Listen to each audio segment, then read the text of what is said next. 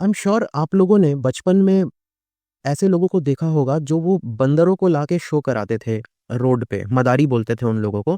और ये लोग डमरू टाइप का कुछ बजाते थे और बंदरों से शो करवाते थे। ऐसे लोग काफ़ी एंटरटेनिंग होते थे, स्पेशली अगर आप स्मॉल टाउन से आते हो या गाँव के एरिया से में आप बड़े हुए हो तो आपको पता होगा। काफ़ी एंटरटेनिंग होते थे और बहुत भीड़ लग जाती थी इनके आगे। पर क्या आप इन जैसे लोगों पे ट्रस्ट कर सकते हो, जो वो बंदर का खेल दिखा रहे हैं? कल को अगर वो कोई मेडिसिन बेचने की कोशिश करे, क्या वो मेडिसिन आप खरीदोगे और खाओगे? Definitely not.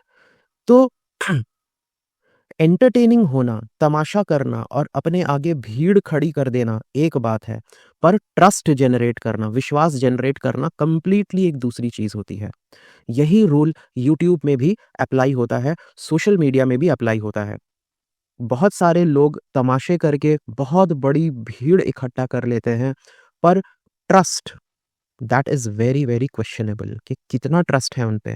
उनका रीच देख के कभी-कभी ब्रांड्स भी फँस जाते हैं कि देखते हैं कि करोड़ों लोग फॉलो कर रहे हैं, तो चलो इस पे पैसे लगा दो।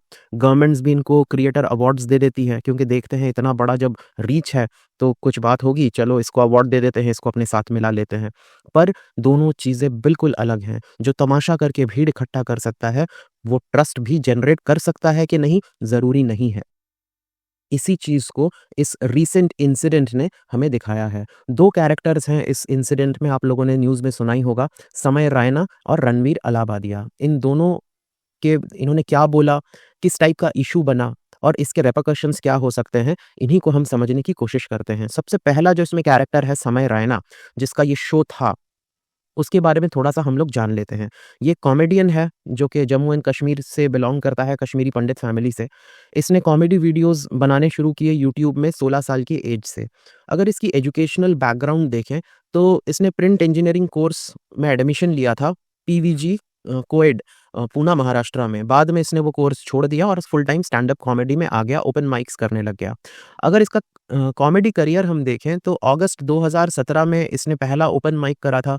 वेल नोन कॉमेडियंस जैसे अनिर्बान दासगुप्ता, अभिषेक उपमन्यु, इनके साथ इसने ओपन भी कराया। फिर एक शो था कॉमिकस्तान 2, जिसमें ये जॉइंट विनर बना अलोंग आकाश गुप्ता। बाद में इसका जो नाम सबसे ज़्यादा बढ़ा वो कोविड के टाइम में बढ़ा था, क्योंकि इसने ऑनलाइन चेस स्ट्रीमिंग शुरू कर दी थी यूट्यूब में। इसने कोलैबोरेशन किया दुनिया के टॉप चेस पर्सनैलिटीज़ के साथ, जैसे विदित गुजराती, विश्वनाथन आनंद, मैग्नस कार्लसन, अनीश गिरी, व्लादिमीर क्रामनिक। और इसने कॉमेडियंस ऑन बोर्ड नाम का सीरीज़ शुरू किया था। बाद में इसने एक प्राइज़ भी जीता था $10,000 का, बुटेस बुलेट्स इन्विटेशनल 2021 में। और फिर बाद में इसने चेस सुपर लीग नाम का एक लीग भी शुरू किया था, को-फाउंड किया था, जिसमें टॉप के इंटरनेशनल और इंडियन प्लेयर्स थे। रिसेंटली इसका जो नया इनिशिएटिव है, जो कि आई थिंक कुछ सालों से 1 साल से चल रहा है, that is India's got latent. उसमें क्या है कि जो यंग कॉमेडियन हैं, जो कि अभी तक रॉ हैं, अनफ़िल्टर्ड हैं, उनको एक प्लेटफ़ॉर्म ये प्रोवाइड करता है, जिससे कि वो अपना टैलेंट दिखा सके दुनिया के आगे। और उसमें कुछ सीज़न्ड लोग जो कि ऑलरेडी फ़ेमस हैं, जिनका नाम है, वो लोग जजेस की तरह बैठते हैं और उनके साथ मज़ाकिया टाइप की बातचीत होती है। मैंने कोई एपिसोड देखा नहीं है इसका, बट रील्स मैंने इसके काफ़ी शॉर्ट्स जो हैं वो 2-4 मैंने देखे हैं, सो आई नो मोर और लेस कि क्या इसका फ़ॉर्मेट है। तो जून 2024 में इंडियाज़ गॉट लेटेंट शुरू होता है, जिसमें ऐसे टाइप के लोग आते हैं और ये बहुत ज़्यादा पॉपुलर हो गया है, स्पेशली यंग ऑडियंसेस के बीच में। उसके बाद यूट्यूब से हट के इन्होंने अपना एक ऐप भी बनाया, जो कि काफ़ी टॉप रैंकिंग ऐप है एप्पल ऐप स्टोर और गूगल प्ले स्टोर में। कंट्रोवर्सी अभी रिसेंटली इसलिए हुआ क्योंकि ये जजेस पोजीशन में इंडिया का जो यूट्यूबर है, काफ़ी बड़ा नाम है, काफ़ी ज़्यादा इसमें इसके पास सब्सक्राइबर्स हैं, रणवीर अलाबादिया। ये था जज की तरह बैठा हुआ और इसने एक बहुत ही वल्गर रिमार्क कर दिया अबाउट पेरेंट्स तक वो बात लेके चला गया, making a sexual remark about everyone's parents. ठीक है? तो वो जो स्टेटमेंट था काफ़ी ज़्यादा कंट्रोवर्शियल हो गया और उसने एज़ अ उस जज पोज़ीशन में बैठ के इसने ये स्टेटमेंट दी। इसके वजह से पुलिस कंप्लेन होने लग गया अगेंस्ट समय रायना, रणवीर अलाबादिया और एक और वहाँ पे इन्फ्लुएंसर थी अपूर्वा मुखीजा।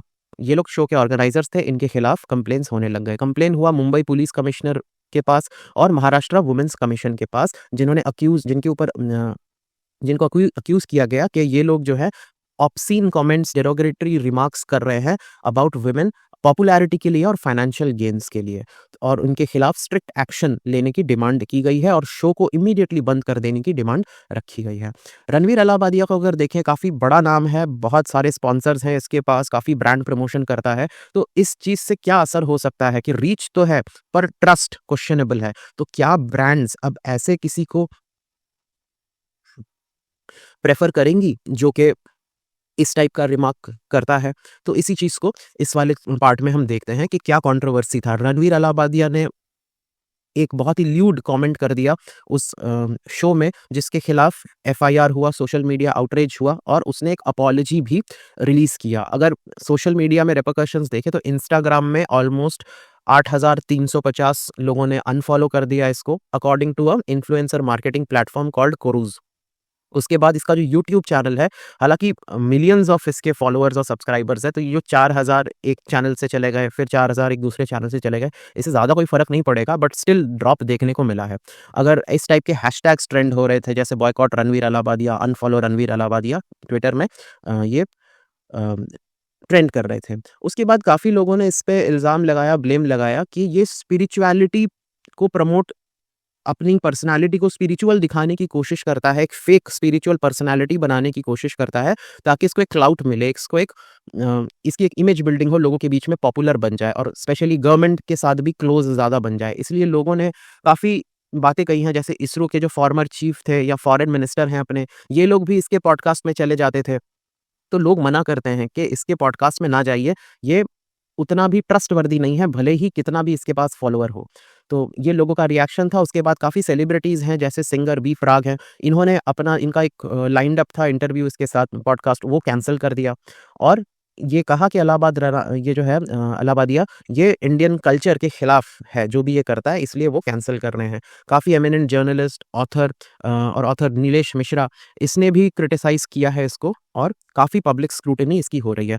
ब्रांड्स जो हैं वो काफ़ी ज़्यादा डिस्टेंस हो रहे हैं इससे। मार्केटिंग जो एक्सपर्ट्स हैं वो कहते हैं कि ब्रांड अब सोचेंगे इसके साथ कोलैबोरेशन करने के लिए। बहुत सारे ब्रांड्स के साथ ये कोलैबोरेशन करता है, जैसे स्पॉटिफ़ाई है, माउंटेन ड्यू है, अमेज़न प्राइम वीडियो है, इंटेल है, वाओ स्किन साइंस है, इन सब के साथ इसका कोलैबोरेशन है। ये सोचेंगे कि सिर्फ़ रीच के बेसिस पे ही हम कोलैबोरेशन करें या ट्रस्ट भी एक फैक्टर होना चाहिए इनके लिए। तो companies prioritise brand safety and reputation management, making them hesitant to associate with influencers causing controversies. तो फेमस होने के लिए ये लोग सेंसेशनलिज्म का सहारा लेते हैं, कंट्रोवर्सीज का सहारा लेते हैं और लोगों को थोड़ा मसालेदार कंटेंट अच्छा भी लगता है, मगर उसका एक हद है। आप एक रेड लाइन क्रॉस नहीं कर सकते हैं। जो बात इसने कही है बहुत ही निहायत ही घटिया बात कही थी, तो that is not acceptable. Indian culture तो छोड़ दो, किसी भी सोसाइटी में वो एक्सेप्टेबल नहीं है जिस टाइप की इसने बात करी थी। लीगल ट्रबल क्या हुआ? आसाम के सीएम हिमंता बिस्वा शर्मा ने भी कहा है कि गुवाहाटी पुलिस ने एक एफआईआर रजिस्टर किया है अलाहाबादिया के अगेंस्ट, आशीष चंचलानी के अगेंस्ट, क्योंकि ये लोग ऑब्ससिनिटी जो है प्रमोट कर रहे हैं, एक्सप्लिसिट कंटेंट प्रमोट कर रहे हैं। महाराष्ट्र के सीएम देवेंद्र फडणवीस ने भी कंडेम किया है इनके रिमार्क्स को, कहा है कि जो सोशल नॉर्म्स है उसका रिस्पेक्ट करना चाहिए और जो वायलेट करेगा इन चीज़ों को उनके ऊपर कॉन्सिक्वेंसेस होने चाहिए। मूवीज़ के ऊपर ये लोग चढ़ दौड़ते हैं, ऐसे इन्फ्लुएंसर्स के ऊपर भी कुछ ना कुछ इम्पैक्ट तो करना ही चाहिए, कुछ ना कुछ काम तो करना ही चाहिए। तो इम्पोर्टेंस क्या है कि इन्फ्लुएंस तो है आपका, रिस्पॉन्सिबिलिटी का क्या? हमेशा एक बैलेंस होना चाहिए ऑथेंटिसिटी और अकाउंटेबिलिटी का। जब आप इन्फ्लुएंसर बनते हो, जब आपकी बात लोग सुनते हैं, तब आपके अंदर ऑथेंटिसिटी और अकाउंटेबिलिटी दोनों होना चाहिए। आप अनचेक्ड ओपिनियन नहीं दे सकते हो। अनचेक्ड ओपिनियन देते हो तो ये डैमेज कर देगा जो सालों तक मेहनत करके आपने क्रेडिबिलिटी बनाई है, ब्रांड ट्रस्ट बनाया है, नाम बनाया है। जितना बड़ा नाम उतनी बड़ी बदनामी, जब आप कुछ उल्टा सीधा बोल देते हो। क्योंकि याद रखना चाहिए ये डिजिटल एज है। डिजिटल एज में जब आप फेमस हो जाते हो तो आप के सामने हमेशा माइक ऑन रहता है, चाहे आप जहाँ भी बात करो, लोग उसको पकड़ लेंगे। The mic is on, always on for influencers in digital age. और इंटरनेट से कोई चीज़ डिलीट नहीं होता, इंटरनेट से कोई चीज़ इंटरनेट कभी भूलता नहीं है। तो अपॉलजी तो इसने माँगी है और कहा है कि ये जो भी उसने कहा था वो एप्रोप्रिएट नहीं है, फ़नी नहीं है। उससे कुछ थोड़ा बहुत अगर डैमेज मिटिगेट हो जाए तो हो जाए, मगर लॉन्ग टर्म में इसके रिपरकशंस काफ़ी हो सकते हैं, स्पेशली ब्रांड्स के कोलैबोरेशन को लेके।